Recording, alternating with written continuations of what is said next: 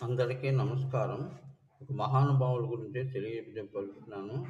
Alfred Barnard Nobel అని చెప్పి ఈయన స్టాక్‌హోమ్‌లో అక్కడ ఆహ్, నోబెల్ ప్రైజ్‌ని ప్రవేశపెట్టినటువంటి మహానుభావుడు.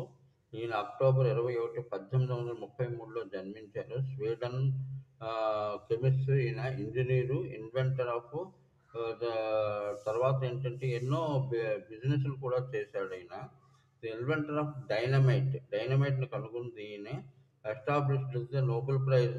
ఆహ్, ఈయనకి అనేక భాషలు కూడా వచ్చు. అందులో స్వీడను, Russian, French, English and German కూడా. The world he worked on explosives మీద 350 పేటెంట్లు ఈయన పేరు మీద ఉన్నట్టు దాన్ని బట్టి అర్థం చేసుకోండి. 1901లో 4 ఇయర్స్ ఆఫ్టర్ ఆయన చనిపోయిన తర్వాత నోబెల్ ప్రైజ్‌ని ప్రవేశపెట్టడం అనేది జరిగింది. మన